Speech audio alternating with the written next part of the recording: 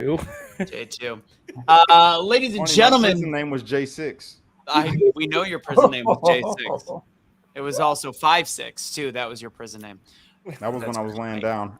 Okay, here we go. We're starting fresh. Welcome everybody. Like this video, share this video. Do all said things with this video. We got some fun topics today. We've got Jay back. There is a chance we're waiting on if you guys remember, liberal Jay, Jay. He might be making an appearance. I haven't heard from him in a couple hours. He's trying to get done with work.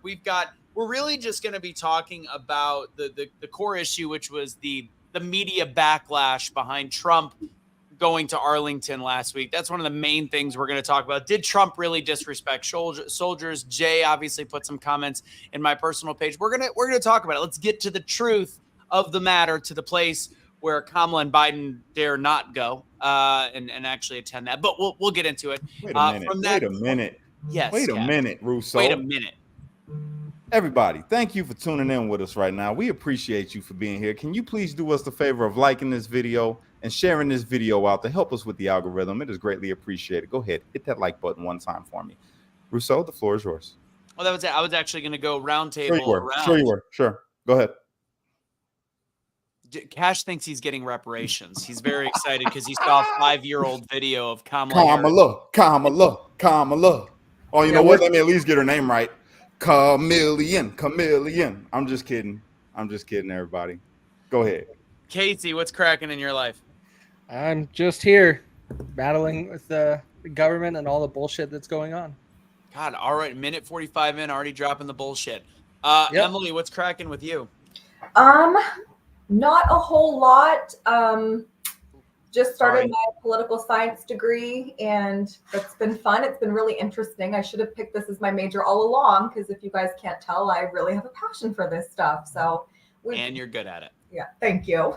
And I have to hop off actually. I just saw your message. Go ahead, take the call. What Emily she'll be right back. What Emily doesn't know, there was actually an accident right by our house because Emily is like neighbors with Kelly and I. So this was my day. This was my fun day. I was driving we had to check June out, our dog at the vet. So I'm driving to meet Kelly, and I've got June in the car, and there was an accident that must have happened like a minute before me. And this is as severe of an accident as it gets. And I was trying to rush to the vet, and then I realized that like they were trying to yank people out of cars. So I ended up having to hold it. I'm still trying to find out what ended up happening, but I saw the first guy we pull out of the car, which was bad. His wrist was at a complete 90-degree, unconscious, and a broken leg as well. And then the elderly lady had a dog near the floorboard. Dog was actually fine. Elderly lady, not fine. So I'm trying to figure out how she was, but I was holding her until the paramedics came. So it was a fun filled day of excitement out here in Stephenville, Texas. So that was me. Do we sell merchandise? Yes. I'll go ahead and put that on the bottom. Go to awakenotwokestore.com. We've got I'm actually wearing it. Casey's wearing it. Cash is wearing it right now. So go to awakenotwokestore.com. Use truth for 20% off. There it is on the bottom. Jay, what's going on in your world, my friend? Living the dream. Sounds like tonight I'm representing the party of law and order. Okay. If you guys weren't here last week, we had an absolute blast with Jay and I and Cash and Kate. We've engaged past this on the call via on social media, going back and forth. Jay is probably the most fun individual to engage with because he's not an asshole about his beliefs. He's simply questioning, which is all we ask anybody to do, whether you're on our side or the other side. It's not about saying you're 100% right. It is about actually questioning what's going on and having an open dialogue, which Jay was fantastic about last week and fantastic about and he's online as well. We'll see if he's a dick tonight. Maybe he changes. I don't know. I have no idea. Hey Jay, I got a question for you. Because you Fire away, Cash. You right there by Chicago. I am. Collard greens. Do you make them in the bathtub? Collard greens. No, you make collard greens on the stove. Would you ever put your collard greens in the bathtub to clean them? No. Okay. It's crazy to think that someone would, right? Yes, sir. Okay, just making sure, just clarifying. Because I The feel part, it's the not part that coming. you're missing. Where That's is a this going? California thing. This That's seems a little California. off topic. it's not, because Kamala has in the past talked about how she used to clean her collard greens in the shower, massa. Yes, there was a When video she of her turned doing on her black scent, and she was like, "Yeah, you know, I know how to make them collard greens, girl. I used to make collard greens so much that I had so many of them, I had to wash them in the bathtub." Oh, now you lying? Ain't no way. You gonna ask anybody that cooks, right? You ain't even got to be black for this one. I just proved that with Jay. Ain't nobody putting collard greens in the bathtub. And in my house, you get your ass whooped if you ever fed me some collard greens out the bathtub. we before the show we were talking about something, and I haven't slapped this up here yet, but this is, by the way, we are 2 episodes away. I'm going to call this my birthday episode because I turned 42 on Saturday, but this You're is episode old. 198. We're waiting for the 2 J's. We got 1 J, and we'll see what kind of trouble we can get into. We got almost 170 people watching now, so start liking this video, sharing this video, and doing all said things with the video. What we were talking about before the show started is the fact that Kamala 5 years ago, and there's a video making its way around, Kamala talking about that she would sign reparations into act. This was when she was still running for president before Tulsi Gabbard demolished her presidential campaign and made her exit the race because she can't actually win a primary, but she can be elected based on the way that the Democrat Party has circumvented democracy. But she talked about the fact she would sign it into law. Now she can go back on that statement now if it comes up. But the funny thing is it's actually being used to her advantage on TikTok and Twitter, because now black people are going, oh, she's going to sign into reparations with Al Sharpton. Al Sharpton, by the way, has the largest head I've ever seen matched to a body. It's very weird. It's funny because his body used to be the largest body I ever seen, attached to a little head. But since he lost all that weight with all that money he been getting, off the backs of black folks. Should we show that video just so people know what we're talking about? Can we pull that back up? Go for it. And just to be very clear, it is an old video, but it's interesting that it's making its rounds, and how strategically that's done. I'm always curious. So. Okay, there it is. Give it a second here. I'm just flying through. I was watching another video. She was talking about a bill that was called the Lift Up of the laws she proposed as being a senator, and it would benefit. This is not 60% justice. Black people. This is an injustice About income equality. Gotcha. Domestic terrorism, including Here we go. threat to the country we love, and should be considered a national security priority. If you elected president, would you sign that bill if it came across your desk? When I am elected president, I will sign that Oh, I should clip that. I got to clip that tomorrow. But make sure you give it context, because No. I'm gonna clip it, right? And I'm gonna say this is an old video, and it's gonna say that part, and it's gonna say this is the new Kamala. I'm not gonna sit up here and say I'm gonna do something only to benefit black people. No.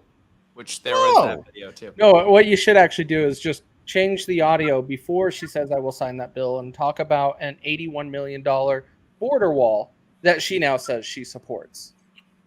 As well as, by the way, so Jay, you know about the no tips thing. That's been a Trump, no tax on tips. That was a Trump thing that Kamala adopted, correct? You know that thing that yeah.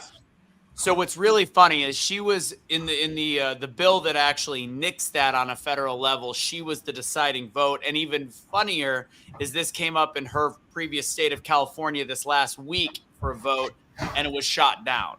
So they're making sure to tax tips in the Democrat state of California. So the platform doesn't run on no tax on tips, but it's funny that she says it. And again, this is the danger in a presidential candidate that doesn't have to primary, because they get to say whatever they want the last 3 months before a presidential election. And then when you avoid actually taking questions, which will be the way we start the show, and I don't have the clips. Did you see the clips of Waltz at the Minnesota State Fair, where they asked him one hard question and he walked away? And then there was the clip of Kamala Harris getting off of the out of the motorcade and going straight into the plane with her headphones on. and then pretending to talk on the phone and avoiding talking to reporters. Jay, I did not see that. Jay, did you watch any of the 17-minute interview on CNN last week or whatever? Yeah, CNN. Did you watch any of it? Part of it. Yeah. What'd you think of it? I think Dana Bash could have asked some much more interesting questions than what came out. Good. Okay, good to see that. So did you find it interesting that they filmed it early in the day? 17 minutes made it. I found out there's a 27-minute version on CNN Digital. But again, this was a clipped and chopped 27-minute video after not doing any interviews for 2 months or a month and a half since she became the nominee. And then that was what we got out of it. Did you find that odd? No, what I'm looking forward to most is September 10th. I'm sorry. I gotta interrupt. Russo, I'm gonna kill you. I'm gonna kill you, bro. What'd I do? Fix it, bro. I noticed it when I jumped on. I thought you were leaving it. No, I didn't even know that was still there. Put my Twitter handle up there, please. Got it. I'll fix it. Calm down.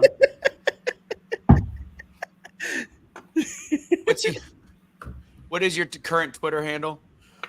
Casually Kelly 1.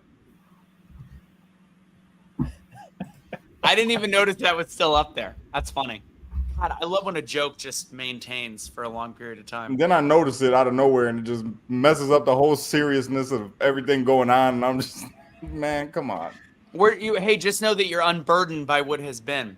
All right. Hey, very good with that quote this morning, by the way. Thank you very much. All right, Jay. Oh, speaking of the quote, and just shameless plug, we have some really cool people that are joining, including Jay, tomorrow night for my free speaking webinar workshop.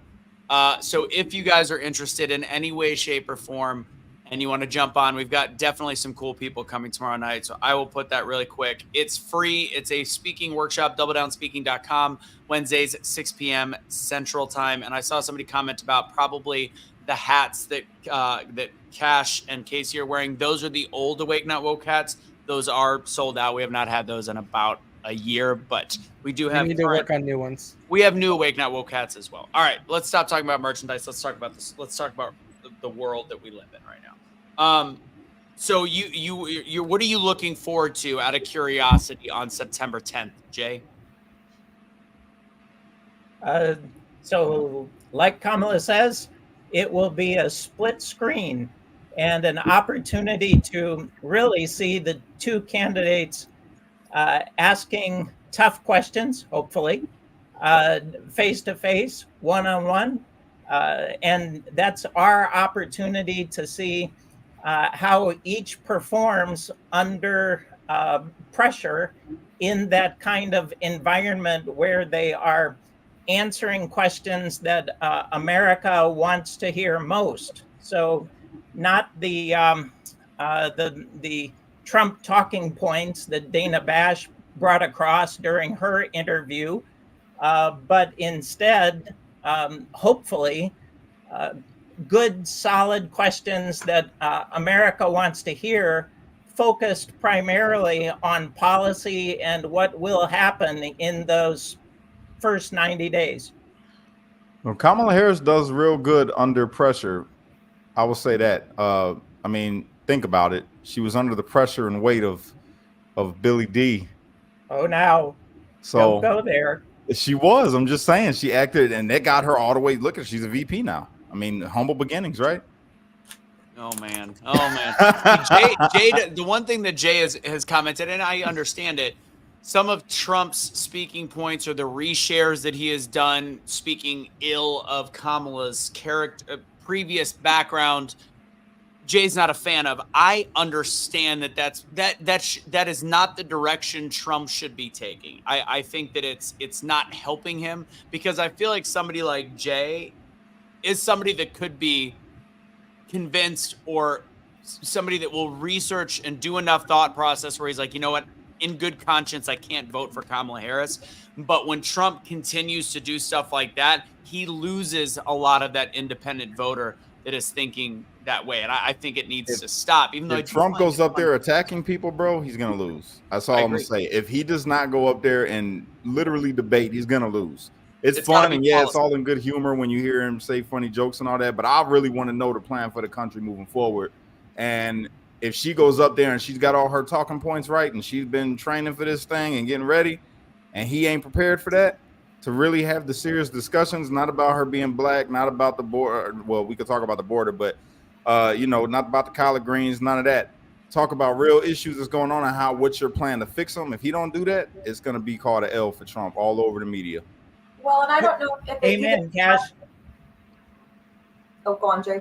Oh, I don't know if you guys watched So the. Cash, do you think that Trump will accept the results of this election? All right, that's a bigger question. Hold on, wait a second. That's a much bigger question. Emily, go ahead first. So on the topic of independent voters, I don't know if you guys had watched the interview that was released today, Lex Friedman with Trump, and Lex brought up the point that, look, him himself, he's an independent voter. He said there's a lot of independent voters that listen to this, and a lot of independent voters agree with your policies, agree with what you're saying for the country, but you lose them when you're doing these personal attacks. And Trump, he did get a little defensive. I think he answered it well. And he said, you know, sometimes I feel like I need to fight fire with fire because they call me horrible things. And so, you know, and Lexa says, yeah, you know, they call you a fascist. And he said, yeah, they call me a fascist and then rip me apart when I call her a Marxist. So, I mean, I agree. He needs to stay away from the personal attacks. I do understand why he's doing it. It's part of his personality, but he is losing probably some independent voters, or might lose independent voters just off of the personality. So hopefully maybe we'll see something different in the debate. I think he did a good job with Biden of not doing personal attacks in that debate.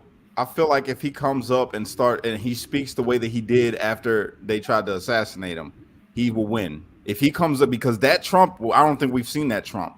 And that Trump was amazing. Like that guy, I got chills listening to him talk. I'm like, yo, he's slaying it right now. And he got every point across very clearly, you know? And to answer your question, Jay, if he loses this election, will he accept the results? I guess it depends on how he loses, if he loses. Did you hear Jay say I heard him. Not if, when? Yeah. He's getting bold down there. I like it. I agree. I think it's going to depend on some of the independent polling. If he's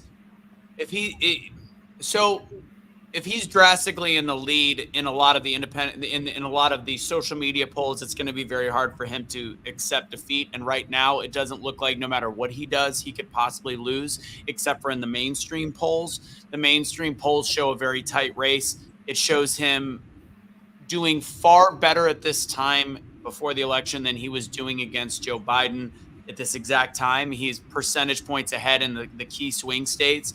What people forget about a lot of the polls that they're based on a national look. It's not national. This is an electoral college situation. It's an electoral college game. Pennsylvania right now is in a dead heat. Pennsylvania is essentially the path directly to the White House. Ohio is obviously, with J.D. Vance, a lock for Trump. So the big issue becomes Arizona, Wisconsin, and Minnesota. Minnesota is probably going to go to Waltz, even though he's got a lot of haters there.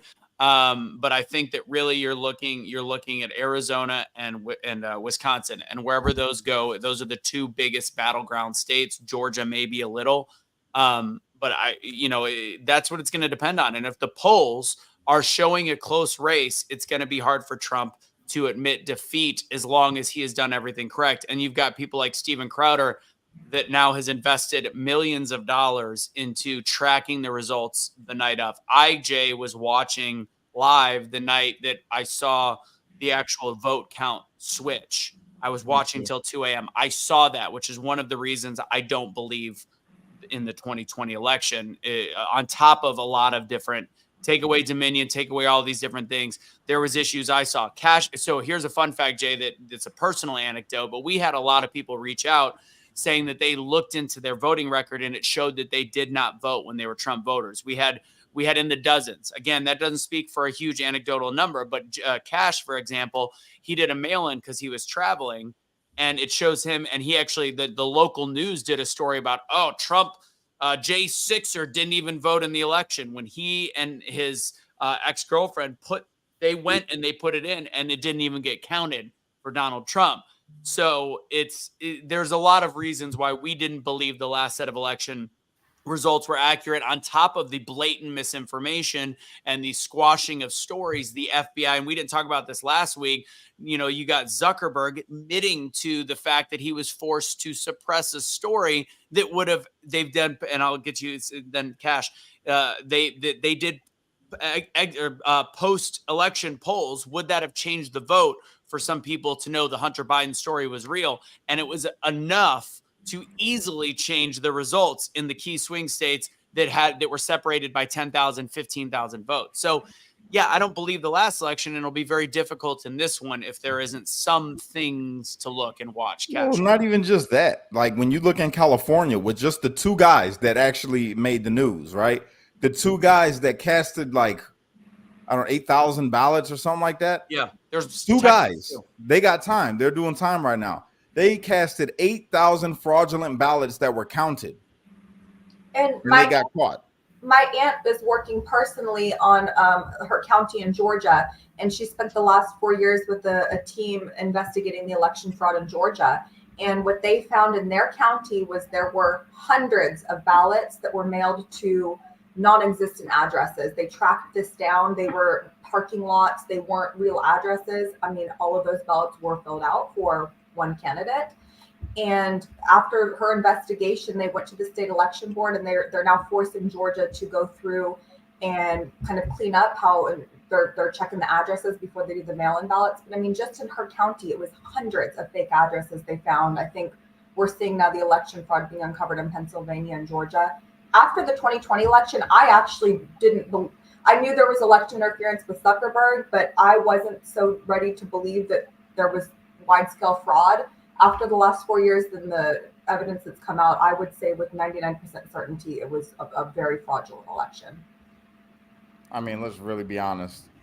He got more votes than Obama. Exactly. Come on. That's what I come to. Obama's the most popular president in American history. Straight up. And he got more votes than Obama.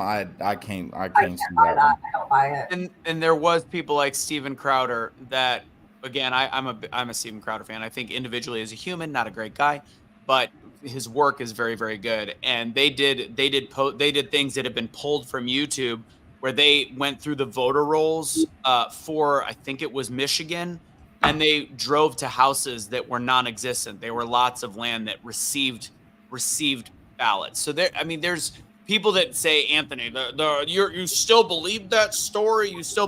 We have anecdotal evidence, we have proof evidence, we've got suppressed story. There's enough to, I think, anybody, just like in the hanging Chad years. Again, I think there's voter fraud that happens on the left and the right. Now, on the scale of the mass election, it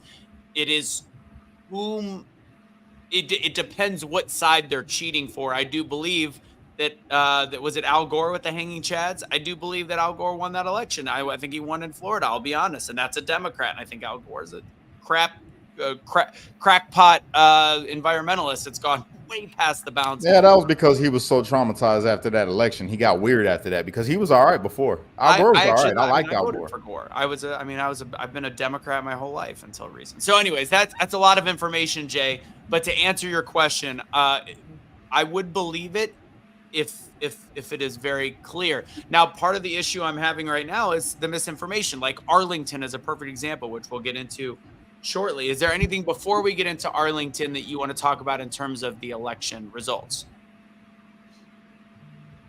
No, I just want to point out there were 61 Republican-led investigations and lawsuits that all failed to drive any outcome determinant information that would lean otherwise. So, and in addition, in Arizona, the Republicans hired two organizations, one of them Cyber Ninjas, who also did not find any change in the outcome of the election due to voter fraud. So I guess with those two data points, 61 lawsuits and the two Republican-led investigations in Arizona, I guess I trust the election process and the validity of the outcome. Fair enough, and I understand. Like the lawsuits was a huge issue. I'm like, why have we not really won a single one? Some of them were procedural issues, and some of them were just they were too vague. Like Georgia's a perfect example. Emily's talking about it takes a while because you got to go through the counties. So Georgia, a lot of those elections were, or a lot of those investigations were pointless because in the state of Georgia you can't check signatures. So in Georgia they rip the state law. You rip the signature tab off to create anonymity. So when you want to go back and check things, there's no signatures and there's no names. So it's an impossibility. And when you file lawsuits like that, it's impossible to prove, unfortunately. Now, I'm with you, Jay. I wonder why there hasn't been more lawsuits that have gone through correctly. Emily's a perfect example, though. What you said is your aunt correct? Yeah. I mean, there is stuff that is happening, but it's very slow. And it's also being grassroots funded going against state electors. It's a lose-lose situation, unfortunately, especially when the powers that be don't want this going through. And when I say powers that be, I mean conservatives, Republicans and Democrats on both sides. The elites. They have to make sure that people have very similar to the whole issue with confidence in their vote. A side thing, like the JFK assassination, when Pompeo said to Trump, don't release the files because this will create absolute chaos. So if people truly on a national level lose faith in our elections, it could create chaos. So I understand why it's very difficult for these things to get through. But I think we'll see something different here in the next couple of years, though. Honest to God, I think all of this stuff is going to come out. And everybody's going to have their minds blown. They're going to be like, yo, what, really? Like, these people wasn't crazy? I think we're going to see stuff come out about like how the BLM, the whole BLM protest, how people were infiltrating into the BLM protests and making BLM seem like violent anarchists when really it wasn't people that they didn't even care about BLM. It was people that went out there because they wanted to cause chaos in the country. I think all of this stuff is going to come out. All of it. Quick question, Jay. This was from Kim earlier. I wanted to ask you this. So going back to the 10th, and that's next Tuesday. So that'll be our show next Tuesday. We'll just be doing that. If Kamala can't answer tough questions in the debate, will you still? Is essentially the way I read this? Is there any way you don't vote at this point? Is there any way you don't vote for Kamala Harris? Yes. Okay. I'm still on the fence. Okay, that's fair. So Jay, we'll have you voting for Donald Trump on November 5th, and we'll get you to do that by September 30th or so. So we'll get there. And I'm still working on my side to switch you over. I heard that. The That's tent good. is big. Come on in. The water's warm. You heard, I mean, hey, it is a vibe election. That's what they keep saying on all the news networks, which is super weird that they all say the same thing. By the way, Emily, it looks like you've got a secret admirer that is also a lion. So there you go. Thank you, MJ. I don't have makeup on, so you can see the scars from my horse injury. The black eye still a little bit there, so glad I don't look awful. Well, make sure if you're coming out for my birthday this weekend, make sure you put on the makeup. We don't want it looking like I beat you before you came and hung out with us. So, all right, Jay, I want you to lead this conversation on this because you engaged on social media. I understand the news and where you were coming from. So what was your issue with, what is your believed and perceived issue with Arlington? Issue. So you're lying. Did Trump disrespect soldiers? I believe is the wrong question. Okay. Did Donald J. Trump break the law? So we all know that on Monday, August 6th, Donald Trump and his entourage had an arranged visit of grave sites of several fallen heroes at Abbey Gate. These were soldiers that were killed during the U.S. withdrawal of Afghanistan. The team was there for a really good cause.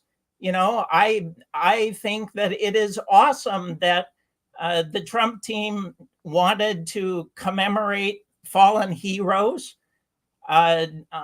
However, on the flip side, they were informed in advance of the laws surrounding national military cemeteries, including Arlington. And the law is really clear. Federal law prohibits political campaign or election-related activities on Army national military cemeteries.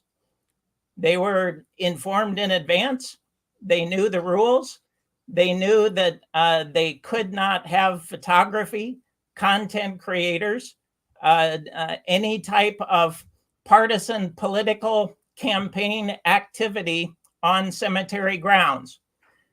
So if their intent was to only honor those fallen, then that's a great intent, and they can certainly do that without cameras or photography.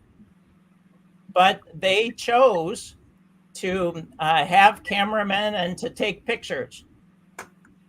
And that's the beef. At that point, they broke the law prohibiting photographers from creating content which the Trump team posted. Right. Cash, go Well, ahead. my pushback would be this. He didn't go there as to promote his political campaign. That's the whole argument. He went there by invitation from the family. The family invited him. Actually, the father of the man came out and did a video and addressed all of this. I have those. I'll play all that in a second. Yeah. And I saw that. Yep. There's Yeah, more. so- There's way more than that. Yeah, and there isn't a law saying that you can't take photographs. There's a law saying you can't take photographs for political, if you're running as a candidate. From my understanding, I could be wrong. If you're using it to promote your campaign, and he wasn't using it to promote his campaign, he was doing it because he was invited there and he cares about the troops, cares about that family. That works until you post content on his political website. Okay, so the policy, just as a heads up, the photographs on the site of Arlington National Cemetery are public domain unless there's a copyright indicated. Only public domain photos can be reproduced. Photographs that are designated as print quality, all of it's fine. Other photographs here may not produce quality when printed. That's fine. Any original photographs while taken at Arlington National Cemetery do not require release from Arlington or the Department of the Army. Photographers may keep and use photographs as they have taken as they wish. So then the debate, like Cash says, goes into the area of, is it for the purposes of an election? So that means that he can take all the photos he wants. The families who requested photos, that requested him to be there, can take all the photos they want. But because he's running for president, he can't post them, which that's also not a clear rule. It's just saying you can't use anything for it. It's such a, if we don't see the gray area behind this, it's, You can't make money on it. Is the whole thing, is what I was thinking from when I looked at it. You just can't make money on it. Right. Yeah. And that's not what he did. So he didn't break any rules as far as I'm concerned. and he didn't ask to raise money for it. So let's play. I want to play. The important thing is, and this is why I think we live in a world of misinformation and misdirection. So let's just look at the whole scheme, let's take a step back and realize what's happening here. So Trump goes to Arlington Cemetery to honor fallen heroes that died during one of the biggest botched presidential decisions and instances in the last several decades in the United States of America. He goes because the families requested him to be there, and because he took photos, all of a sudden he's being demonized, even though the fact is the media never even went hard, unless you're talking about Fox News, on the botched withdrawal from Afghanistan that led to these 13 lives being dead. And at the same time, they've even Kamala has never actually met these families. Biden has one time at the exchange when they came in. He's never once spoken to these families, even at their request. He has avoided it at all costs. No, he talked about his son Bo. That's right. He related. He talked about his son instead of talking about them. He's offended these people to a just ghastly level.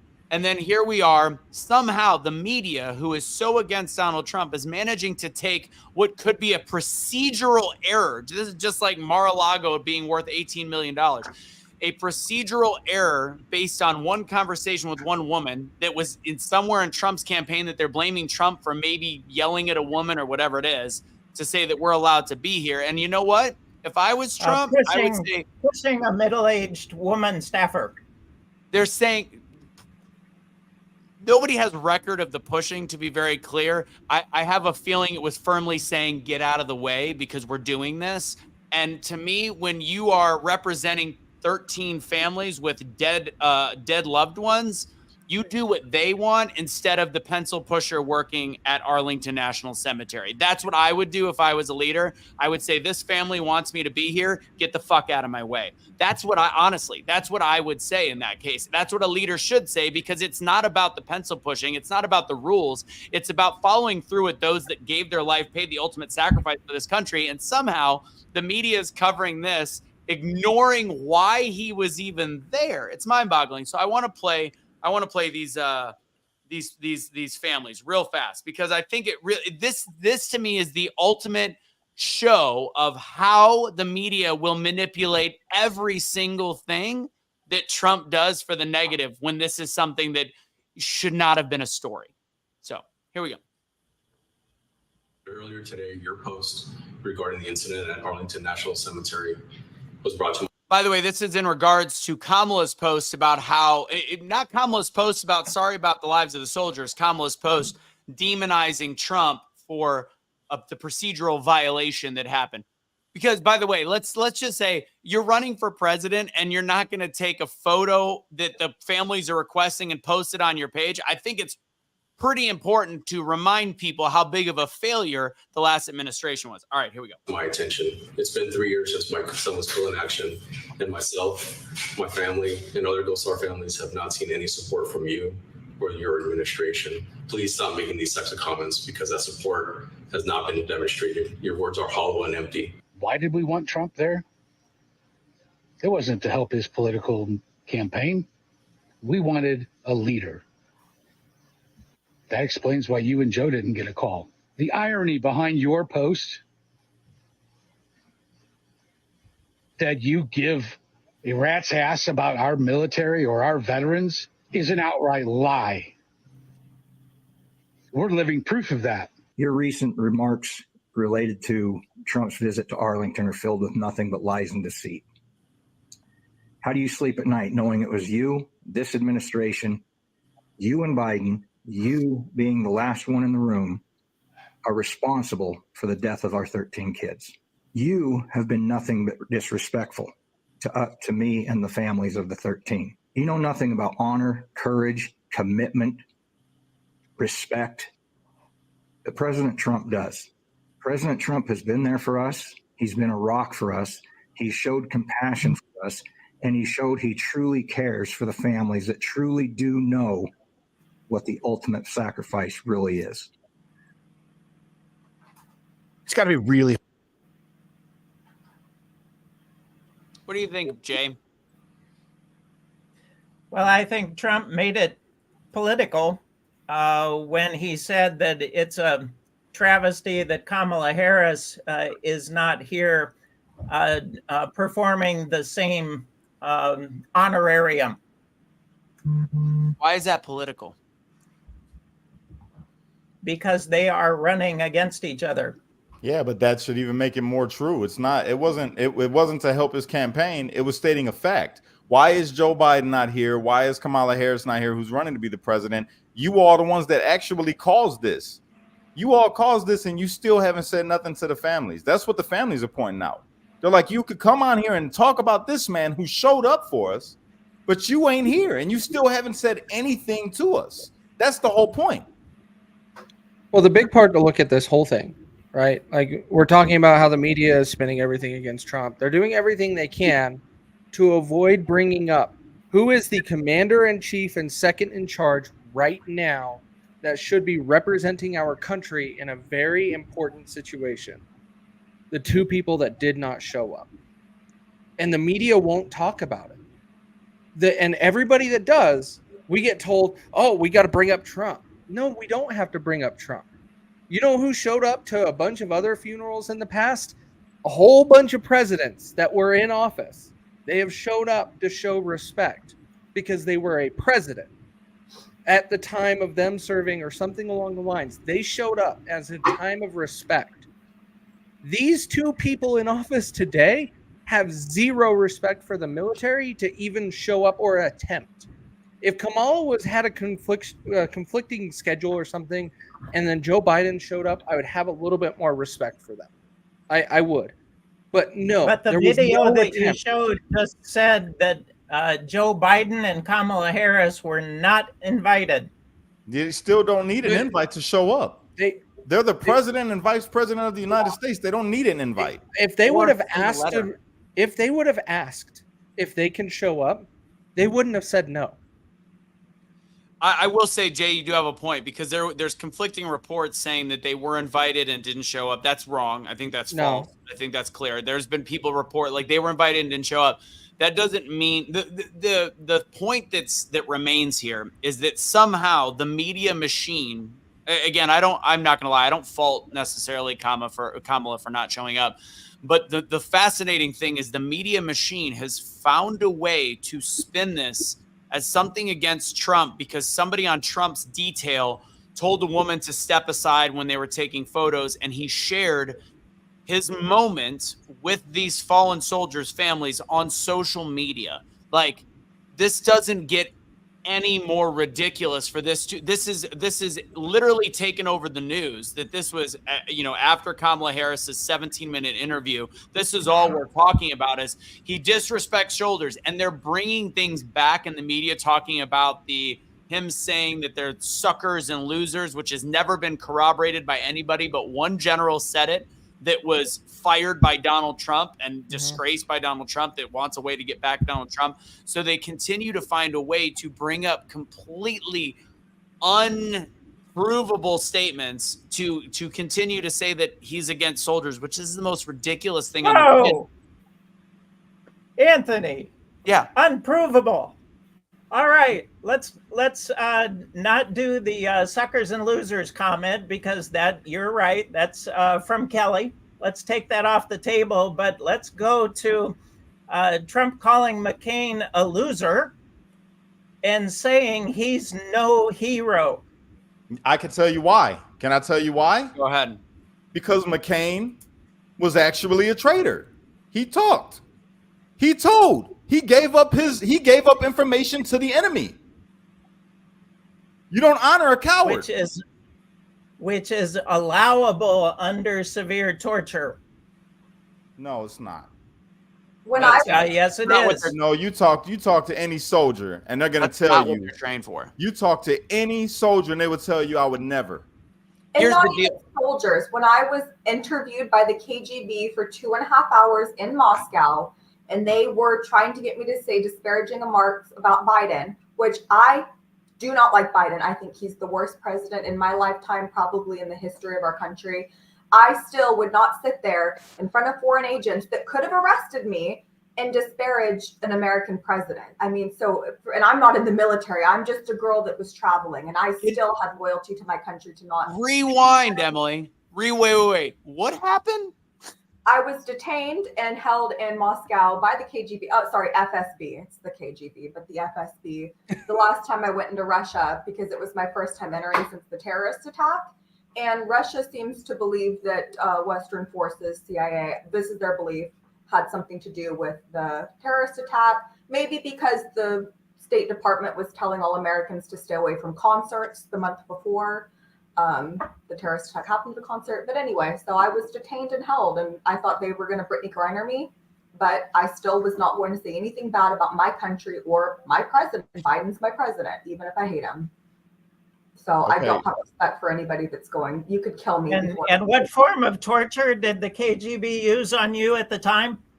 I mean, they didn't torture me, but I was probably under the threat of thinking I was going to be arrested and left there like Paul Whelan. I'm not downing the man for what he did. All right. I'm not, that's not what the point is. The point is that's why Trump said it. That's why Trump said it. It wasn't because we understand we're human. I get it. Somebody's torturing me. Hell, I might too. But if I'm a soldier and I'm trained not to do these things, and all my other brothers are going through the same thing and not saying nothing, oh no, there ain't no way. I'm not giving them up. No, and real quick, chat moderators. One sec, Jay. Moderators, please, no muting people. Don't mute nobody. I don't care how offensive they are, as long as they're not attacking somebody in the comment section. No muting. I don't want nobody muted. I'm not muting anybody. I'm not. No, not you all. I'm talking to my chat. I got moderators. Oh, got it's one person that's going haywire that really should be muted, but that's all right. Is it Truth Seeker? Yeah, it's Truth Seeker, but he's cool, man. Just let him do his thing. He's got a voice here too. This is a platform of freedom of speech when you're on my platform. So say what you want, as long as you're not disrespecting nobody. But go ahead. My bad, Jay. Yeah. So the rest of Trump's comment is, I don't like people who are captured. What do you mean by that? I'm not in Trump's head. I can't tell you. So he's talking about, and look, this is an area I don't fully disagree with Jay. I think that these were not Trump's best statements. I think McCain is a piece of garbage, personally.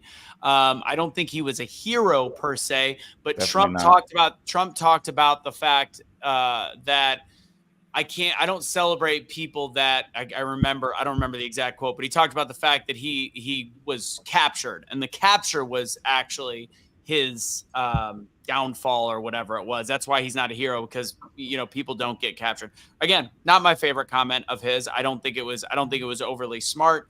I think from somebody that didn't serve in the military, I don't think he should have been speaking on behalf of it. I think he should have, this is the area where I think Trump needs to have more couth when he speaks. If he's going to talk about McCain, he should say, look, this is a guy that ratted out his platoon to get out of torture. You could take that for what it is. This is not somebody that I deem a hero, but it is somebody that did serve our country, and that's what I respect out of it, but I would not call him a hero. That's where it should have been left. I don't like Trump's statements in this case. So you bring up something that is very valid. I don't think that this is not something that I would stake how he believes in the military, to be honest. Right. That was going to be my argument right there. That's not how he feels about the military. He just didn't like John McCain. Simple as that. I mean, I wouldn't have said that. You know what I'm saying? Personally, I wouldn't have said that. I would have chose better words, but it's Trump. You know what I'm saying? You got to take, again, we aren't in a character line of voting for a president. For me, anyway, we're in a policy, right? And how you handle things that happen in this country.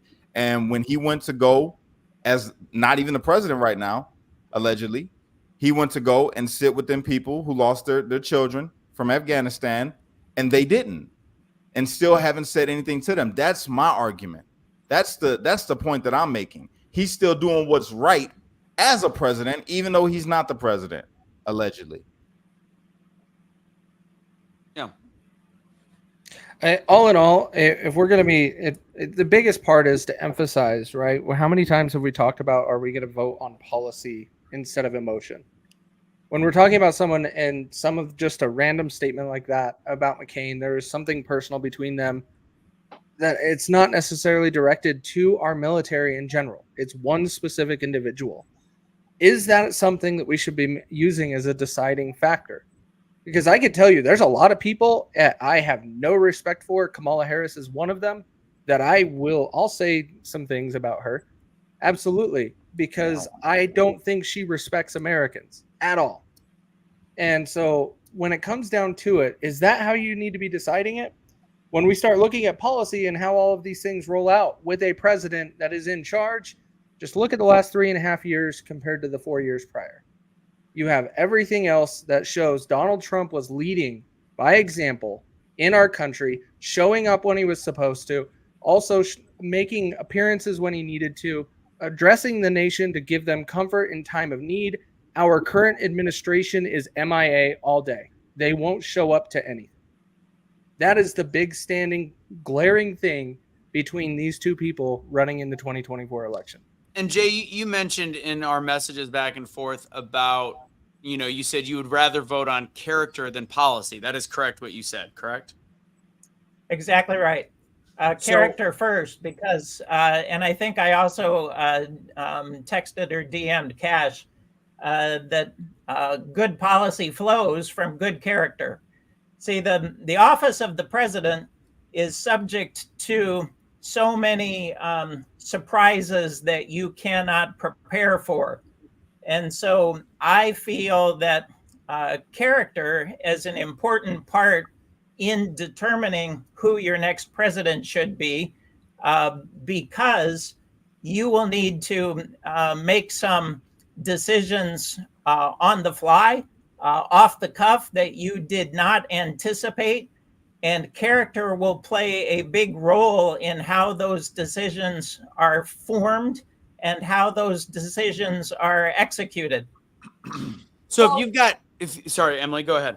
Well, I mean, that being said, with character, I mean, I do believe character is, something to consider, but I also think respect is something to consider. And I mean, do you truly believe that Kamala would command respect from Vladimir Putin or Xi Jinping? Do you think that they would look at her history, the way she speaks, her character, and think that she's somebody that should be respected? Because whoever the next president's going to be is going to need to be in discussions with them. I mean, the war needs to end in Ukraine. There's a war about to probably start with China and Taiwan. I mean, character is great and all, but what about respect? Do you think she's somebody that would get respect from either of those world leaders, like Trump did? I do. I think Kamala Harris is a badass prosecutor, and I think she can stand toe-to-toe with any of those dictators rather than cozy up to them like others seem to do. After being in both countries, I would have to say I strongly disagree with that statement. I mean, I obviously don't know either leader personally, but from spending significant time in both countries, and the way the people of each country think of Kamala Harris and Biden, she does not command any form of respect, and Biden doesn't either. And wouldn't you say that she commands respect by, if she were to be facing the fire and taking questions and taking interviews and doing 3 interviews a day? Why wouldn't how in other countries they're seeing the fact that she avoids these interviews, and she's avoiding, I mean, she said, say it to my face, and then said no to all of the interviews that Trump wanted to put forward that would have been slightly more fair. Right now, you've got George Stephanopoulos that has been a anti-Trumper since day one. And then she even asked to have notes available and seated, and they said no to it. Do you think that shows the strength needed to talk with, I know you call it cozying up. Actually, you know what? I want to distract from that, or I want to divert. Have you heard the story about Trump at the meeting with, it was either Emily, I feel like Emily knows this one, where he sat down and he essentially said, this is what's going to happen in this meeting, and you're going to either pull your troops or whatever it might be. And it was with a terrorist organization, and he slid a piece of paper across the table with a photo of the actual warlord's home and says, what are you going to do? Essentially saying, I will blow your house up, your family up, everything. Everything will blow up. Who am I talking about? Does anybody remember this story? Put it in the comments. It was Abdul, I believe. Abdul, the head of the Taliban. Thank you. The head of the Taliban. That's right. He's saying, stop shooting at our soldiers. Stop attacking us, because you don't want to know what happens if you continue to attack American soldiers. And Abdul said kind of along the lines of what's going to happen. Trump slides the piece of paper or the address, I think it was the address and the phone number, a picture of his house, and kind of let that do the talking. And actually, Trump just discussed this on the podcast that was released today. And the interviewer asked, do you think you used a carrot or a stick in that? He said, definitely the stick. And it worked, because then the 18 months that followed, not one American soldier was shot at by the Taliban, not one was injured, not one was killed. And then we had the catastrophic withdrawal of Biden. So with all of that said, thank you, Emily. You're talking about cozying up. Like there's a portion. He also called him Little Rocket Man. That's not cozying up to North Korea. Like, he talks shit to these people, but he also respects. And they accept it. Yeah, exactly. But at the same time, he respects their role in other countries, which again, we don't have that strength now. So to go back to the whole point, you talked about her character, which I don't think we know anything about her truly on a character level, except for the fact that She had prosecution issues in her background, but she issues. You being nice. Go ahead. You being nice. Slave Man, labor. she kept brothers on death row that was innocent. This is already proven. You could fact check this yourself on a liberal site. She tried to get a brother whacked just so she could get a little more money for California.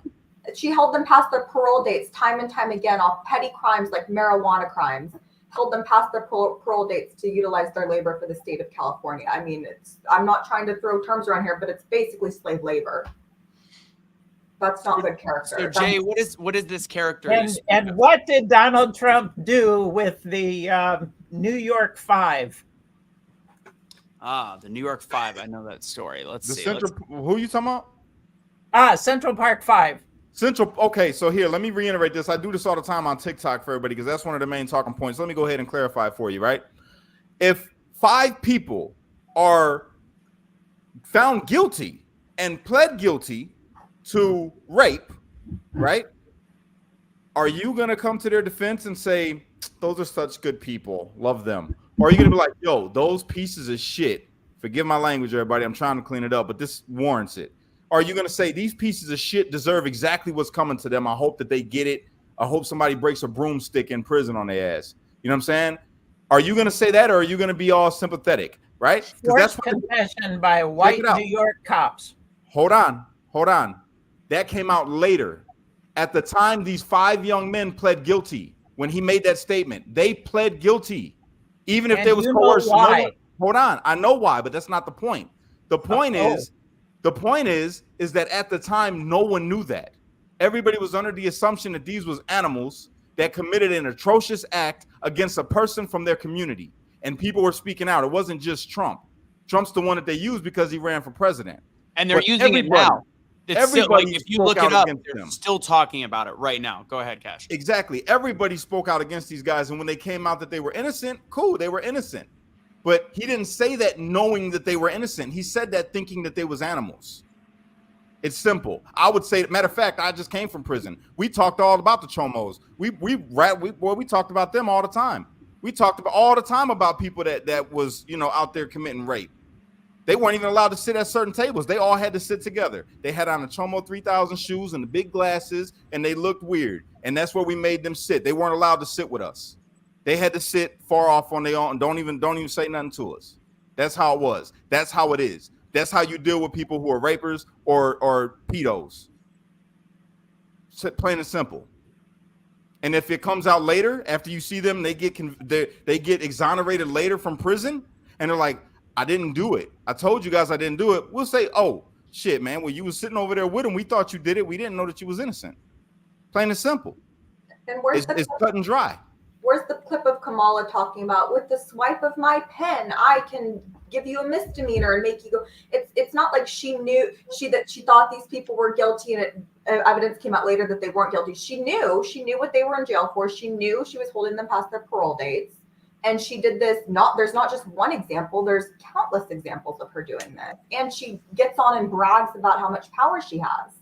I mean, it's weird. It is weird. And she's also, and also on top of the lack of character in the past, I think there's also something to be discussed about the fact that she won't take, we need somebody that shows strength. And again, back to my statement about cozying up or not, this is a woman that won't take an interview with a network that is on her side, barely. Like, at all. And she won't take multiple debates on anything except for something that's teed up to her. This is not a woman that's a badass in any way, shape, or form. Tulsi Gabbard destroyed her in the one debate she actually had.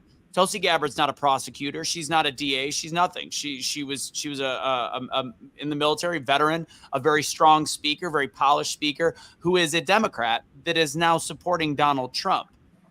So again, I just want to know the character that you're speaking of. And guys, don't ban Gully Bull, please. Don't ban them. Yeah, mods, please. No blocking. On my profile, I do not like that. Everybody here got a voice. They can use it, even if they disagree. That's what I want. I want people to come in here and have disagreements, and then we can educate if we can educate. But no blocking nobody on my page, please. I don't like that. We don't ban nobody. We don't block nobody's comments as America. Freedom of speech. Go ahead, Jay. So it sounds to me like you two are looking forward to September 10. Oh yeah, big time. Oh, we all are. We all. But at the same time, I want to be honest with you, Jay. I am concerned for Trump because he has to stay away from the personal attacks. There are so many concrete issues that he can, and I think he actually did not have a great debate against Joe Biden. I think that Joe Biden was so bad that it made it seem like Trump did great, when in all reality, Trump had so many policy issues he could have talked about, and specific instances where Joe Biden failed, that he kept going on about areas that just didn't matter. And although he did not have personal and ad hominem attacks, which was great for Trump, which I'm afraid he'll do with Kamala Harris, I think that he could do better. He needs, and he also has everything against him on September 10th, because again, like I said, Kamala Harris, who said, "Say it to my face," refuses to do anything except for this one debate with the most leftist Trump-hating mod in history, with George Stephanopoulos. So Trump needs to have his finest day. This can't be a mediocre effort, which is why he's training for this with Tulsi Gabbard. Yeah. So Russo, would you show up to a debate if the person, your opponent, is undefeated at ending somebody's political career? Would I show up? Yeah. I mean, I would, but I also have balls. Kamala does not, because she's a lady. Because I see that happening again. I don't think Trump needs to go into this with any fear, because chances are, I'm willing to put money on it, Kamala will probably come down with COVID in the next 6 days. Really? In bold prediction, not impossible. Not impossible. Monkeypox. It could be monkeypox. That's the new pandemic. But hey, honestly, Kamala, she struggled with the CNN pre-recorded interview, and that was clipped up like no other. We don't have the true details of it. I want to see her live, but she knows she can't do it. Yeah, they clipped it. They wouldn't even release the full transcript of the 17-minute interview. So this is, I can't believe you made Truth Seeker a mod. I got to keep it fair, man. Got to keep it fair. And he stays supporting my channel, even though he disagrees in the comments. He still comes on here. He shares stuff. But you do know that he now has the power to ban any of your followers. No, he can't ban nobody. It's a standard. It's not the high one. It's the, got it. Just checking. All right. So real quick, this is another great statement, and this is true. 190. I don't know if it was 194. It was well over 100 bills that she was a part of as senator that whenever ones that she was signed on to tend to be so partisan that none of them actually made it into law. She does not have a single bill with her name attached to it that actually made it. Which is 80% of Congress. Like anybody that brings that up, like you look at Congress, there's a lot of people that didn't do anything. But people keep saying, "What's her record? What is her record? What is her record?" Yeah. She has there is some that do, but she has a 0% close rate in that sense. All right. So that's it. That's what I got. Peace out, Ellie. Hope you have a good day. All right. So I also want to show this. This is just the irony. I love Scott Jennings from Minnesota, but this is something interesting to watch. Oh, this guy's hilarious. Yeah. Have you seen this, Jay?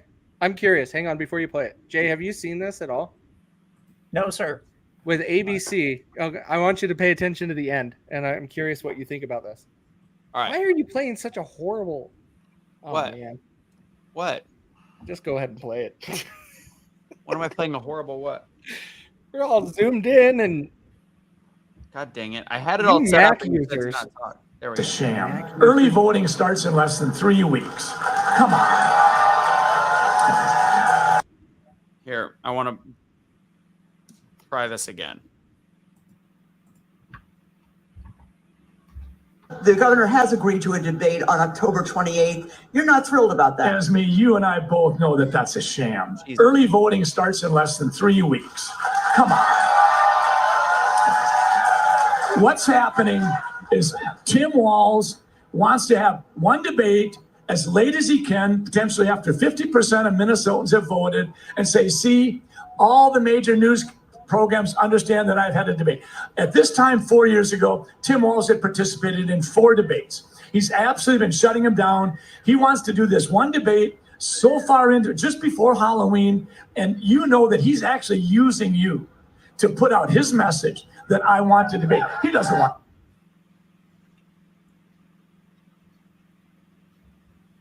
This is still going. Yep. Just wait This for is it. live on TV. Looks like we lost that feed right there. You were just hearing from Dr.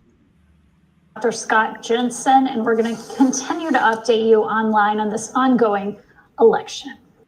So let's be clear. This was accidental while Jensen, who is a doctor that also was involved in politics, that they just so happened to accidentally lose the feed right when he is talking the truth about the fact that Waltz, all the actual factual history. But again, it's totally an accident. This is the typical shit that shows that the media is finding a way to make sure that people can't have a discussion. Now, you could believe that this is completely coincidental, but come on. Yeah, Jay, what do you think about that? I'm curious. The lost feed? Yeah. Coincidental. Really? Sweet Jesus. It's not. Have you ever seen a live feed like that just randomly get cut? No, you don't see it very often. You're absolutely right. Okay. But, and not even just that. You know they have that delay now. So whatever he was about to say, they're like, oh, we can't have that. That's the whole purpose of the delay on live TV now, right? Nothing is truly live because they got to make sure that if after the debacle happened at the Super Bowl with Janet Jackson, they created that law that made it to where they got to have some time to be able to cut a feed. Whatever he was about to say, they did not want that live on the air, and they cut that feed. They just wanted him to stop talking in general. Like, he was saying everything that ABC doesn't want. Like, who owns ABC? Jay? Who owns ABC? There's a button somewhere that they can. It's called a dump button. Yes. Dump button in media. They literally can hit a button. Tell me where it is, because I thought we were live. When I hear Josh saying something crazy, I'll hit my button, but I don't know where it is. We do this to Cash all the time. See, like Cash is just gone. We do that all the time. That's horrible. That was pretty racist too. The only black guy on the panel got kicked off at the behest of a white man. Their own personal black square. That's funny. I mean, hey, it could be coincidence, but I mean, just with the whole, it's a part of the greater discussion that all of this stuff is election interference when you are not allowing there to be a fair conversation, to the point where it's like, you have to think, Jay, after we've talked about this and gone back and forth, and you looked at how emotional and angry you got at Trump over Arlington, and millions of Americans felt the same way because they were told to by the same media.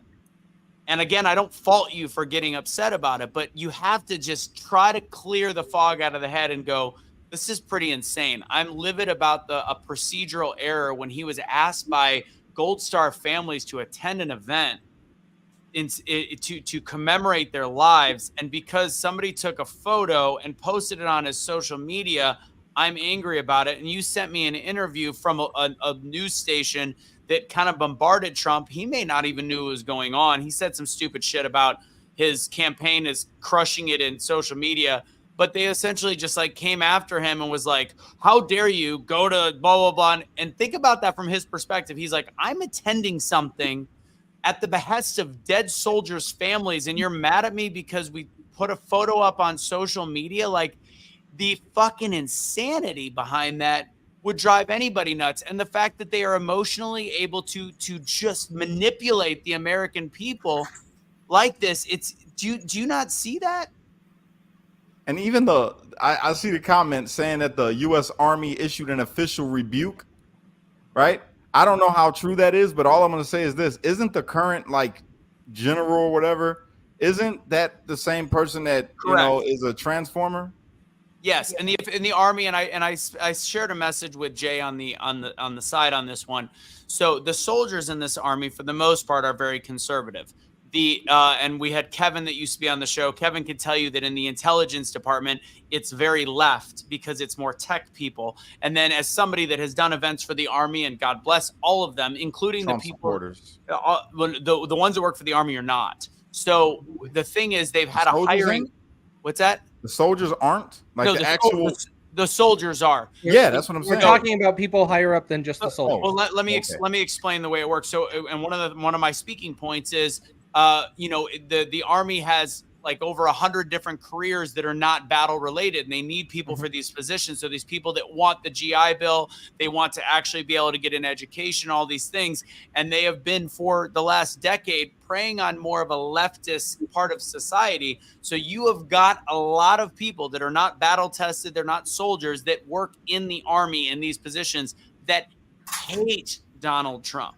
So it is, and also when the top of the organization all the way down is not a big Trump supporter, except for some of the actual battle-tested military heroes that are still serving, you've got a procedural issue where they are anti-Trump. And this is what I know from personal experience in working in these situations. The soldiers are pro-Trump. A lot of the generals mid-level, pro-Trump.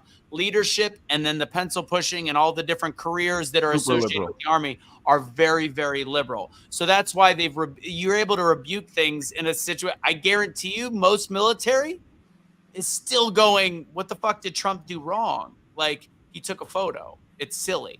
And Trump even said in the interview today that he was asked by the families the families wanted pictures with him. The families were asking him to take pictures in front of their child's graves. I mean, the families wanted pictures taken. So if he uses it on his social media, it's just crazy that that's even a debate. And this is a great point. Why is the Army leaders fans of Trump? They're not fans of Trump because they're part of the warmongering machine. The Army leaders are politicians in many ways. They make money off of the industrial military complex. This is a Democrat ideal. This is the fact that Trump gets us out of foreign wars. He has a history of that. He has a way of cutting spending, yet taking care of soldiers better. This is why the Army leaders are not a fan, because they get their bonuses based on war. Trump doesn't like war. So you made my point for me, Truth Seeker. And if you'd like just an example of the leadership in the Army currently, I would encourage everybody to watch the documentary on the Afghanistan withdrawal. It's called Send Me. You can watch it on YouTube or Amazon Prime. And they detailed one story where a colonel turned away 4 busloads of people, many of which were American citizens, had their blue passports holding them up, turned away allies that were on the approved list to get out. This colonel had a power trip, turned away the busloads, wouldn't let them in. By the time they were calling Washington, by the time the chain of command came down, you need to let these people in. They had already been sent back out to the Taliban, and all 4 busloads were presumably dead. There were orphans on there. That is the example of the people in charge of the military. They are not good people. I agree. Right, go ahead. Real quick, the other comment said if they could just have Trump's bravado and business sense wrapped up in, without his big ego wrapped up in somebody new, they would vote for him. And is it still okay to be a Republican and not be voting for Trump? Of course. So your sister or brother, I don't know which one you are, but you're an American. Your vote is your vote.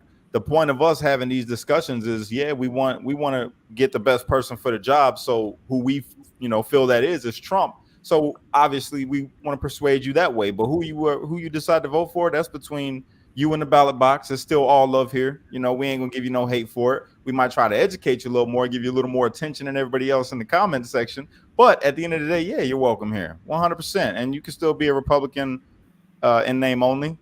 That's a joke. That's a joke. But hey, yeah, Emily, or a recovered Republican. There you go.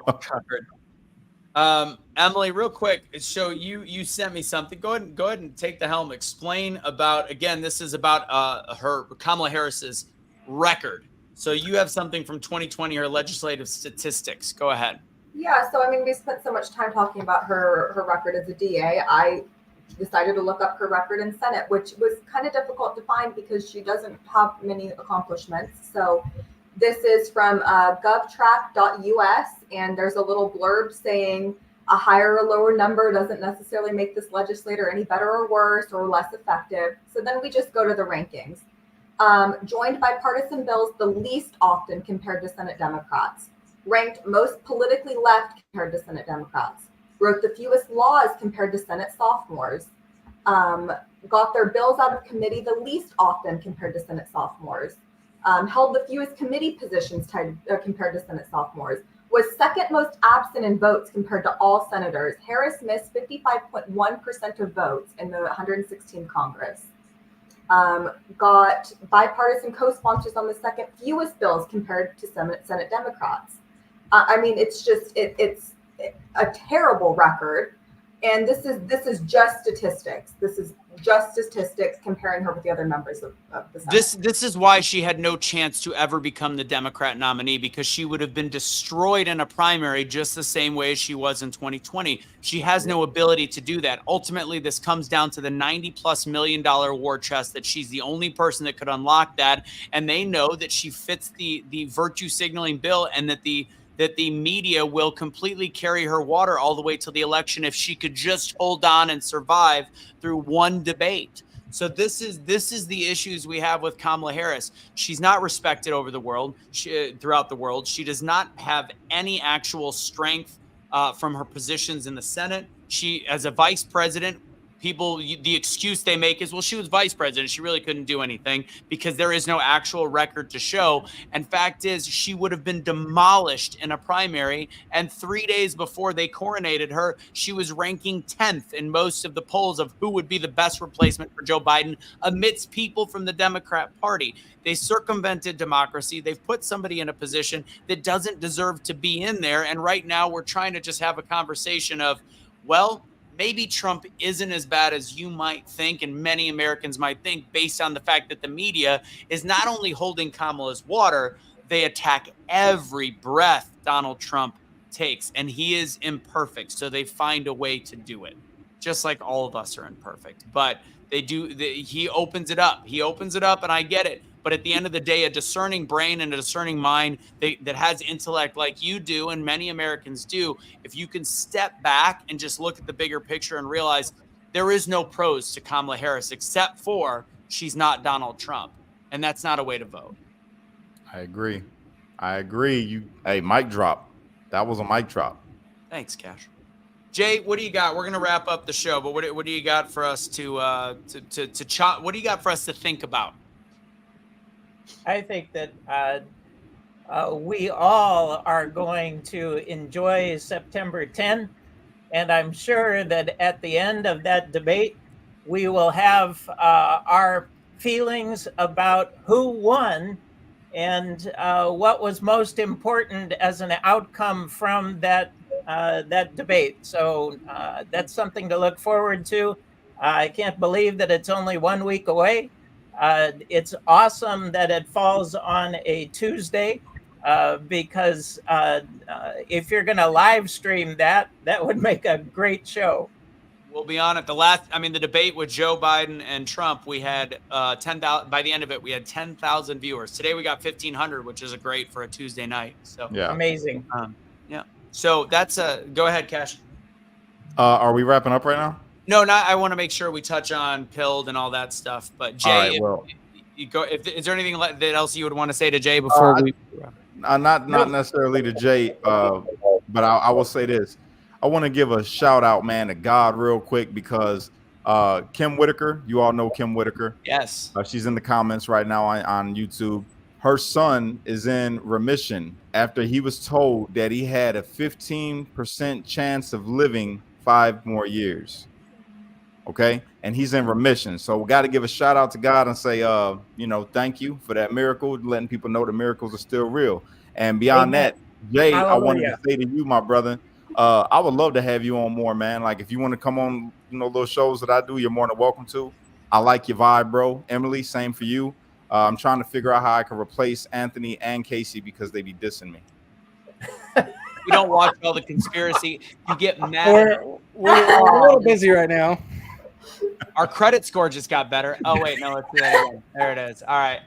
Oh, there goes the neighborhood. God, I sent you something funny, Cash. I don't know if you saw it, but I sent you something funny with it was a lot of black jokes, but I don't know if you got it. But anyways, racist. I'll check them. Where'd you send them to?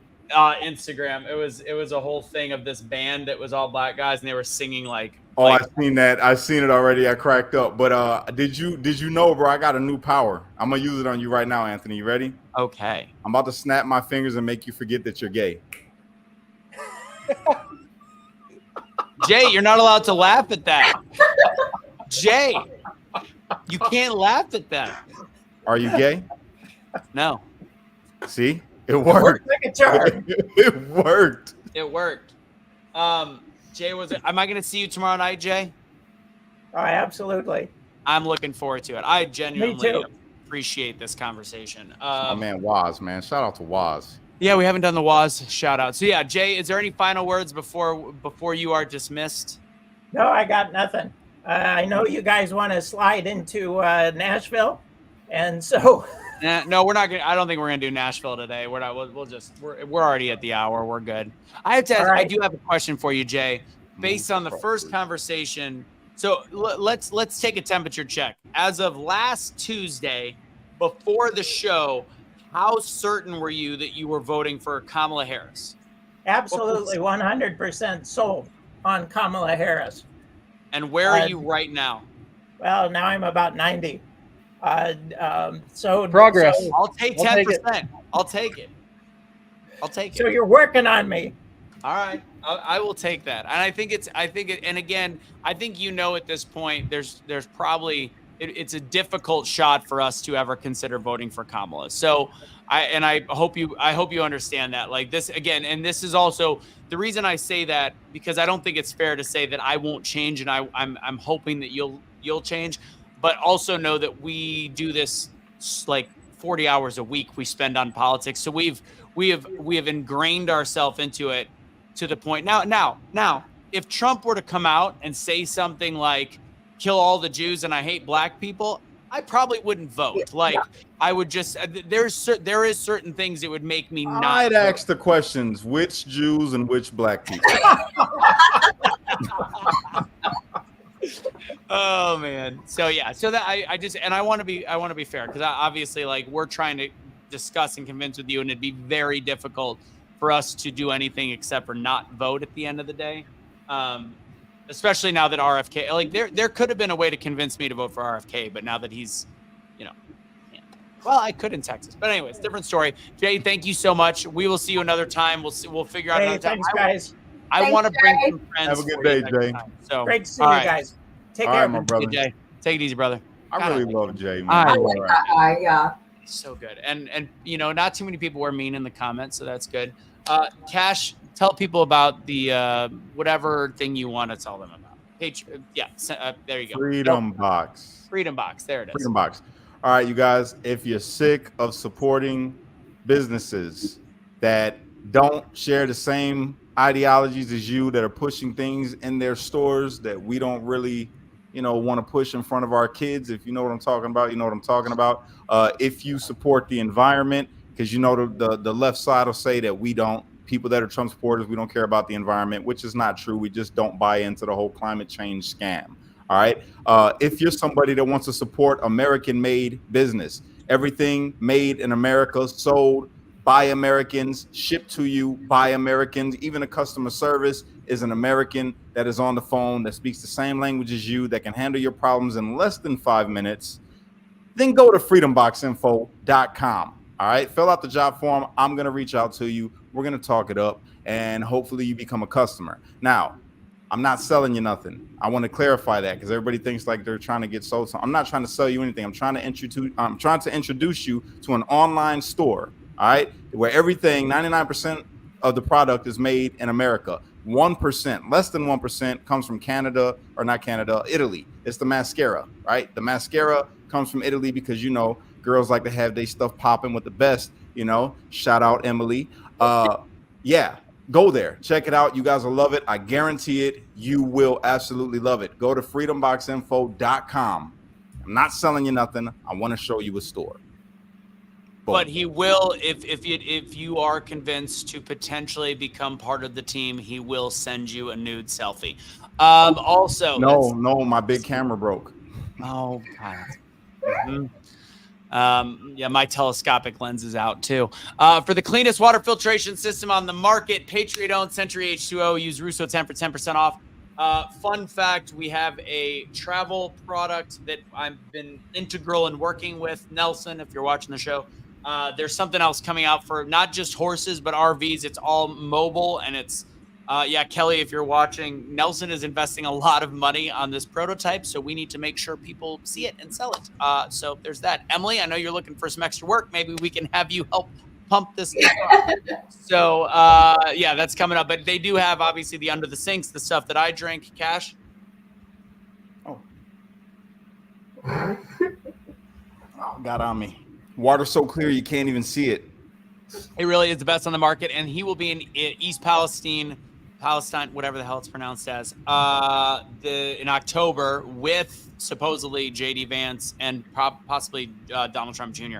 Also, when I might be in Columbus, so I might try to make my way up there. That'll be October 26th. Anyways, great product, very pro-America, and I think we're good. If you guys are interested in any of the gear that's not sold out, by sold out, the only thing that's sold out is the hat that Cash and Casey are wearing.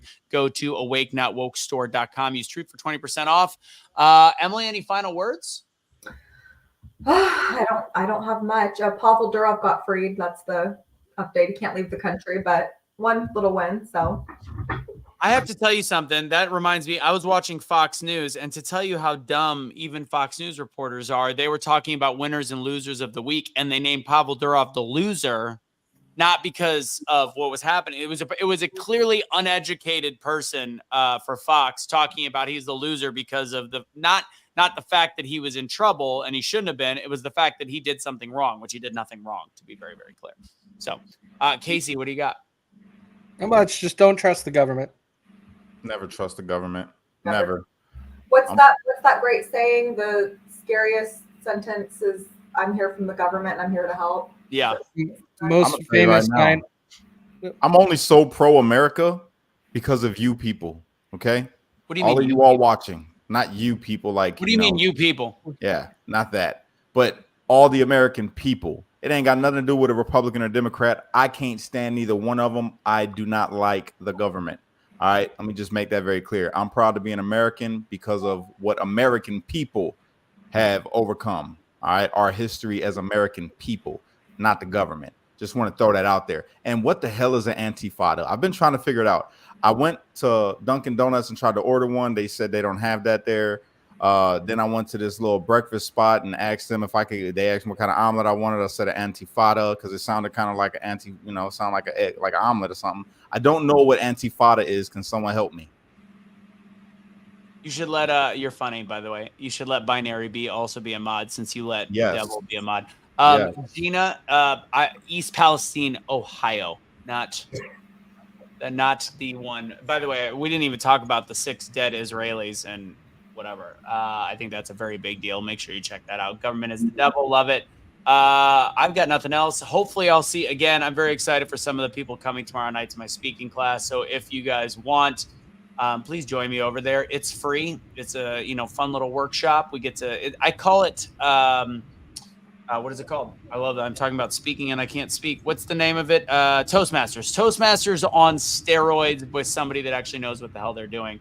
DoubleDownSpeaking.com, Wednesday night, 6 p.m. That's tomorrow. All right, that's it. Cash, take us out of here. You're a mod now, Binary B. I got you. Unite. Don't fight. Be a street light. Because only you could be the change you wish to see in the world. And when you get too stressed out, you got to remember to pray, America, because without God, everything falls apart. And that's a fact. Woo! Si, senor. You're such an odd dude. Did you do that in that language because you used to be a Latin king? Why you got to throw my business out there like that, bro? Yeah, everybody knows your business. I didn't tell everybody that you were a homoerotic Chippendale dancer. It's because nobody asked. Nobody asked. Oh, now you want to pronounce it correctly? Use correct enunciation when you're talking to me, boy. Who are you calling boy? You, boy.